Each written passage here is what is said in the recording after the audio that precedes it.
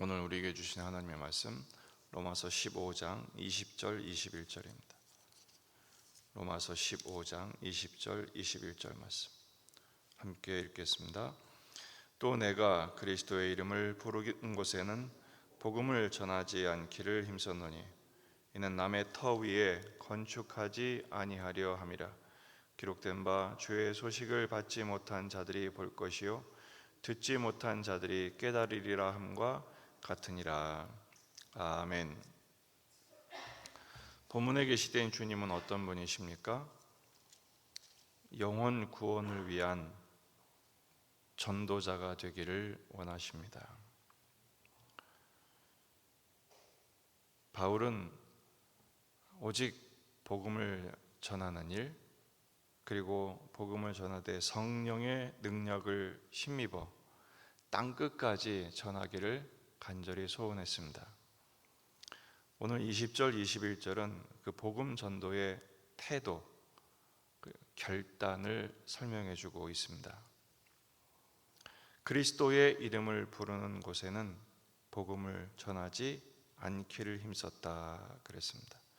왜냐하면 남의 터 위에 건축하지 아니하려 함이라. 바울의 사역의 우선순위를 엿볼 수가 있죠. 바울 사역의 우선순위는 첫 번째, 이 사역을 자기 증명의 도구로 삼지 않았다라는 것입니다. 내가 얼마나 많이 사역했고 얼마나 멀리까지 사역했고 내가 얼마나 열심히 했느냐, 이걸 드러내는 데는 관심이 전혀 없었습니다. 왜 이런 말을 하냐면 당시에 전도조차 투기하고 경쟁하고 싸우는 일들이 있었습니다. 왜냐하면 자기를 증명하기 위한 도구로 여겼기 때문이죠. 지금도 선교지나 교회들에게 혹은 성도들에게 나타나는 이상한 증상이 있습니다. 기득권을 주장하는 것입니다. 여긴 내 땅이야. 여긴 나의 영역이야. 너는 이거 손대면 안 돼. 이건 내 거야. 그렇게 기득권을 주장하는 경우가 있습니다. 또 교회끼리 양도둑질을 하는 경우가 있습니다. 남의 교인을 뺏어오는 일들. 당시에 유목하는 일이 많았는데 목자들 사이에서도 양을 서로 뺏는 일들이 있었습니다. 이건 내 양이다. 엄연히 남의 양인데 낙인을 찍어놓고는 내 것이다. 그러는 경우가 많이 있었습니다. 바울은 그렇게 하기를 원치 않았던 것이죠. 복음 증언조차도 그 목적이 주님을 위한 것이지, 이것이 자기 증명, 내가 얼마나 많이 했고 내가 얼마나 많이 가졌고 내가 얼마나 많은 사역을 했느냐를 드러내는 도구로 여기지 않았다는 것입니다. 바울이 투옥을 당한 일이 있었습니다. 빌립보서 1장에 나오는 이야기인데, 바울이 감옥에 갇히게 되자 바울이 더 이상 사역을 할 수 없었어요. 그러니까 다른 사람들이 잘 됐다, 우리가 더 열심히 하자, 경쟁하듯이 다투듯이 더 사역을 많이 했습니다. 불통이 터질 일이죠. 나는 갇혀 있는데 마치 다른 사람들이 자기 기회가 왔다는 듯이 자기 증명을 위한. 근데 바울은 오히려 빌립보 1장 18절에서 이렇게 말합니다.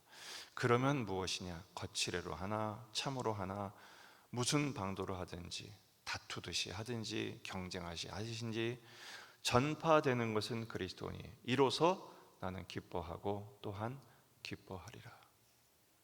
역으로 다른 사람들이 경쟁하면서 자기는 손발이 묶여 있는데 열심히 하는 것을 보면서 속 터지는 게 아니라 오히려 기뻐했다는 것입니다. 왜냐하면 복음 전도는 자기 증명용이 아니라, 그 사람은 그렇게 했다 할지라도 바울 입장에서는 더 많이 전도되지 않았느냐, 더 유익하지 않느냐, 그게 바로 바울의 우선순위였던 것이죠. 두 번째, 바울의 사역의 우선순위는 오직 예수님의 땅끝 비전을 성취하는 데만 있었습니다. 오늘 21절에 기록된 바 주의 소식을 받지 못한 자들이 볼 것이요 듣지 못한 자들이 깨달으리라. 이사야 52장 15절 말씀을 인용한 것인데요, 이사야 52장 15절을 보면 조금 내용은 달라요. 그가 나라들을 놀라게 할 것이며 왕들은 그로 말미암아 그들의 입을 봉하리니 이는 그들이 아직 그들에게 전파되지 아니한 것을 볼 것이요 아직 듣지 못한 것을 깨달을 것임이라. 복음을 전하는 일은 전파되지 않은 자들에게 전하는 것, 듣지 못한 자들에게 전하기 위한 땅끝까지 내 증인이 되라고 말씀하신 것의 성취일 뿐인 것입니다. 그래서 바울은 오히려 먼 곳을 자청합니다. 유대 사도들은 예루살렘에 머물러만 했는데 바울은 오히려 아시아, 유럽, 먼 곳을 자청하여 남들이 가지 않은 땅을 갑니다. 왜냐하면 남이 건축한 곳에, 남의 터 위에 건축하지 않기 위해서죠. 세 번째는 그래서 한 사람이라도 더 구원하기를 원하는 것이었습니다.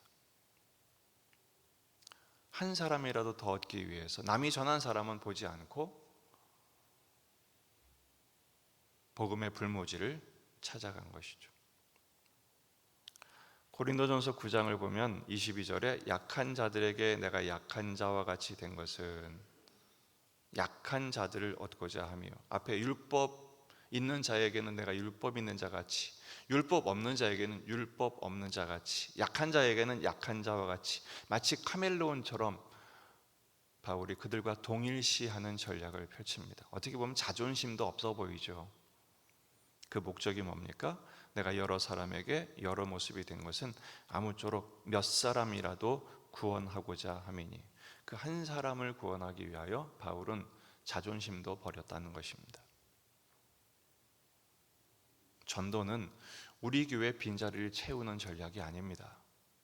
전도는 천국의 정족수를 채우는 사역입니다.